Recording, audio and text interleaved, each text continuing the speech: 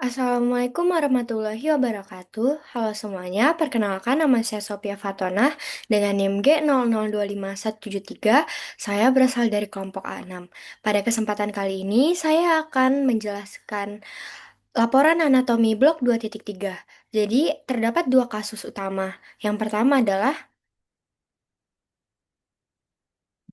laporan yang pertama, Pak Harjo, seorang pria berusia 68 tahun, datang ke dokter dengan keluhan gerakan tubuh yang makin lambat, kaku pada otot, dan tangan kanannya sering bergetar sendiri saat sedang santai. Dokter mendiagnosis Pak Harjo menderita penyakit Parkinson, yaitu penyakit neurodegeneratif yang merusak pusat kendali gerak motorik di otak. Pertanyaan yang pertama, penyakit Parkinson berkaitan erat dengan kerusakan substansia nigra. Jelaskan letak anatomis dari substansia nigra. Yang kedua, substansia nigra adalah bagian dari sistem ganglia basalis. Jelaskan struktur anatomi apa saja yang menyusun ganglia basalis. Nah, yang ketiga, substansia nigra berada di area batang otak. Jelaskan secara berurutan anatomi penyusun batang otak atau truncus encephalitis. Nah, yang pertama itu anatomi dari substansia nigra. Jadi, substansia nigra itu adalah nukleus motorik yang besar dan terletak di antara tegmentum dan crus cerebri. Nah, warna dari substansia nigra sendiri itu gelap karena adanya pigmen melanin yang terkandung di dalam badan sel saraf. Nah, substansia nigra ini merupakan komponen penting pada sistem motorik ekstrapiramidal dan memiliki hubungan dengan ganglia basalis. Nah, jadi substansia nigra ini terdiri atas pars compacta dan pars reticularis. Nah, untuk pars compacta sendiri ini, neuronnya ini berpigmen neuromelanin. Nah, pigmen ini hasil sampingan pembuatan dopamin.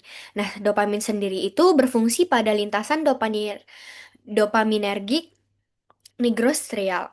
Nah, yang kedua itu ada pars reticularis. Nah, pars reticularis ini terletak di sebelah ventral pars compacta. Dia ini mengandung neuron yang tidak berpigmen.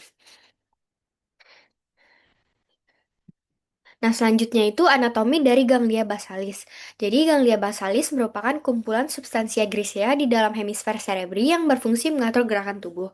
Nah, ganglia basalis ini tersusun atas yang pertama itu ada nukleus caudatus. Nah, nukleus caudatus ini berbentuk lengkung dengan caput di ujung anterior dan mengecil di posterior sebagai cauda. Nah, kaput nukleus caudatus ini melanjutkan diri ke dalam putamen dan cauda nukleus caudatus berakhir di kompleks amygdaloideum. Nah, yang kedua itu ada nukleus lentiformis. Nah, nukleus lentiformis ini terdiri dari dua bagian, yaitu putamen lateral dan globus pallidus, yaitu medial, yang dipisahkan oleh lamina medularis eksterna. Yang ketiga itu ada corpus nukleus amygdaloideum. Dia ini berhubungan erat dengan sistem limbik. Nah, selain itu dia juga berhubungan erat dengan uncus pada gyrus hipokampi. Selanjutnya itu ada claustrum. Nah, claustrum sendiri ini adalah lamina grisea tipis di antara putamen dan insula. Jadi, yang ketiga itu ada urutan penyusun truncus encephalitis. Jadi, batang otak atau truncus encephalitis itu tersusun dari tiga bagian utama. Dari bawah ke atas, yang pertama itu ada medula oblongata. Nah, medula oblongata ini adalah bagian paling bawah yang menyambungkan dengan sumsum tulang belakang. Nah, di gambar ini kita bisa melihat dekusatio, piramidarum, dan foramen magendia. Nah, yang kedua itu ada pons. Pons itu terletak di atas medula, di depan ventrikel keempat. Nah, pons ini berfungsi sebagai jembatan penghubung antara otak besar dan otak kecil. Nah, yang ketiga itu ada mesencephalon atau otak tengah. Nah, bagian paling atas batang otak si mesencephalon ini. Di sini tuh terlihat aqueductus cerebri dan colliculus superior. Selanjutnya ini adalah laporan kedua. Jadi soalnya Pak Joko, seorang pria berusia 60 tahun, yang kedua selanjutnya kita akan membahas laporan kedua. Jadi, Pak Joko, seorang pria berusia 60 tahun, tiba-tiba mengalami pusing berputar atau vertigo yang sangat hebat, penglihatan ganda diplopia, dan kesulitan menelan saat sedang makan siang. Ia juga merasakan separuh badan kirinya mendadak lemas. Keluarga segera membawanya ke IGD. Setelah dilakukan pemeriksaan CT scan kepala, dokter mendiagnosis Pak Joko mengalami stroke batang otak akibat adanya penyumbatan pada pembuluh darah. Nah, yang pertama, jelaskan sistem vaskularisasi sirkulus arteriosus Willisi. Yang kedua, jelaskan anatomi tiga bagian utama penyusun struktur anatomi batang otak, yaitu mesencephalon, pons, dan medula oblongata. Nah, yang ketiga, gejala pada wajah dan mata Pak Joko terjadi karena gangguan pada saraf kranial. Batang otak adalah tempat beradanya sebagian besar nukleus saraf kranial. Jelaskan nervus cranialis apa saja yang nukleus atau tempat keluarnya terletak di bagian pons. Nah, yang pertama itu eh, Circulus arteriosus Willisi. Jadi, Circulus arteriosus Willisi ini adalah atas anastomosis arteri berbentuk heksagonal yang terletak di fossa interpendicularis pada basis cerebri. Nah, sistem ini menghubungkan sirkulasi anterior dari arteri karotis interna dan sirkulasi posterior dari arteri vertebrobasilaris. Nah, komponen penyusun sirkulus Willisi sendiri ini yang pertama itu sirkulus anterior, terdiri atas arteri karotis interna, dextra et sinistra, arteri cerebri anterior, dextra et sinistra, arteri communicans anterior yang menghubungkan kedua arteri cerebri anterior, arteri cerebri media, yaitu cabang langsung dari arteri karotis interna, ada juga arteri choroidalis anterior, dan ada juga arteri oftalmika. Nah, untuk sirkulasi posterior sendiri itu terdiri dari arteri vertebralis, dextra et sinistra, arteri spinalis anterior, dari pertemuan kedua arteri vertebralis, arteri spinalis posterior, arteri basilaris, yang dibentuk oleh unifikasi dua arteri vertebralis, arteri cerebellar inferior posterior, arteri cerebral inferior anterior, arteri cerebral superior, arteri cerebri posterior, dextra et sinistra, yaitu cabang langsung dari arteri basilaris. Baru selanjutnya ada arteri communicans posterior dextra et sinistra yang menghubungkan arteri karotis interna dengan arteri cerebri posterior. Nah, fungsi circulus Willisi sendiri ini sebagai kolateral fungsi circulus Willisi sendiri sebagai kolateral cerebral yang memungkinkan aliran darah tetap terjaga jika terjadi oklusi pada salah satu arteri utama. Nah, selanjutnya adalah anatomi dari mesencephalon atau midbrain. Nah, jadi mesencephalon ini terdiri dari tectum mesencephali, yaitu bagian dorsal, yang berisi colliculus superior, itu sebagai refleks visual, dan colliculus inferior sebagai refleks auditorik. Nah, yang kedua itu ada tegmentum mesencephali di area ventral. Tectum mengandung formatio reticularis, nukleus saraf kranial 3 atau nervus oculomotor, dan nervus 4 yaitu trochlearis, serta aqueductus mesencepali, yaitu saluran yang menghubungkan ventricle 3 dan 4. Nah, yang ketiga itu ada substansia nigra, lapisan berwarna gelap di antara tegmentum dan crus cerebri yang kaya akan neuron dopaminergik. Nah, yang keempat itu ada crus cerebri dan pedunculus cerebri, yaitu struktur padat serabut saraf di bagian ventral yang menghubungkan korteks cerebri dengan batang otak dan medula spinalis. Nah, yang terakhir itu ada fossa interpendicularis.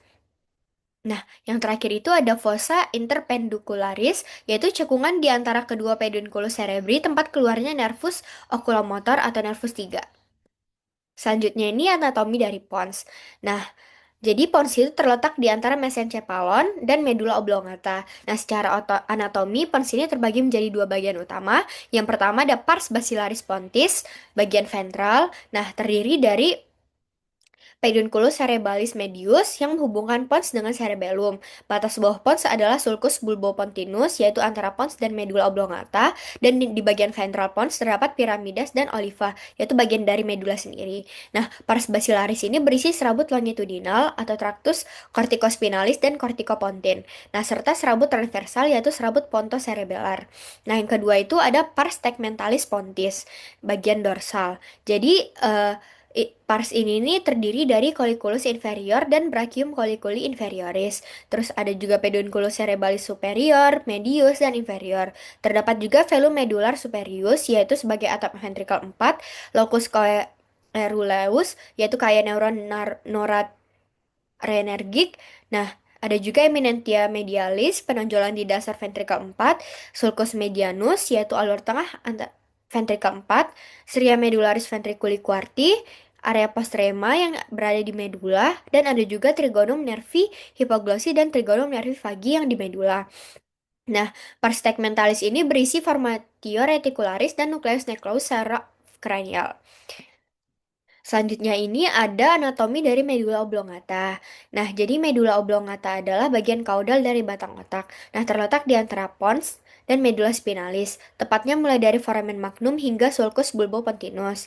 Nah, berdasarkan gambar potongan internal, atau medula oblongata aspek interna, strukturnya itu ada yang bagian ventral itu atau anteriornya itu terdiri dari piramis medulae oblongata yang mengandung traktus corticospinalis.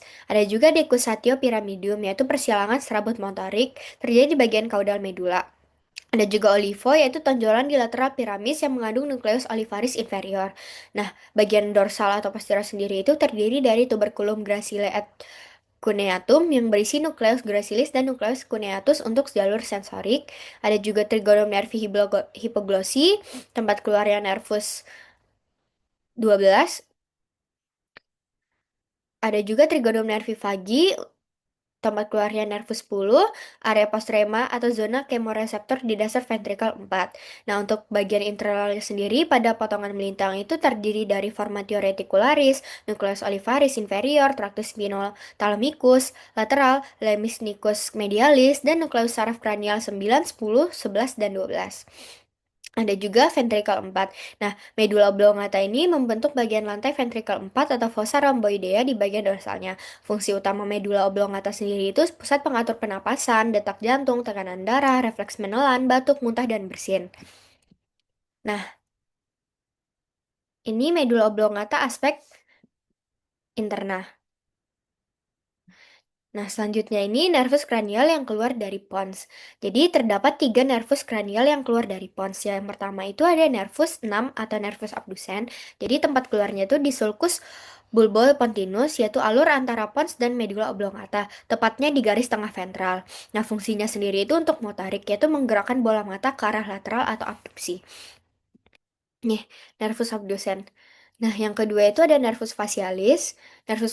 Facialis sendiri itu tempat keluarnya di sulcus bulbopontinus lateral dari nervus 6 masuk ke angulus pontocerebelli.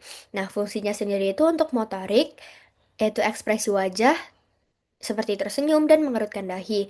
Nah, untuk sensorik sendiri itu pengecapan 2/3 anterior dari lidah. Nah, yang selanjutnya itu sebagai parasimpatis yaitu kelenjar ludah dan air mata. Nah, selanjutnya itu ada nervus 8, yaitu nervus vestibulocochlearis. Tempat keluarnya sendiri itu di sulcus bulbopontinus, lateral dari nervus 7 juga menuju angulus pontocerebelli. Nah, fungsinya itu sensorik, sebagai pendengaran koklea dan keseimbangan vestibular. Nah, sekian penjelasan laporan anatomi blok 2.3 pada kali ini. Terima kasih atas kesempatannya. Mohon maaf apabila ada salah kata dalam penyampaian. Wassalamualaikum warahmatullahi wabarakatuh.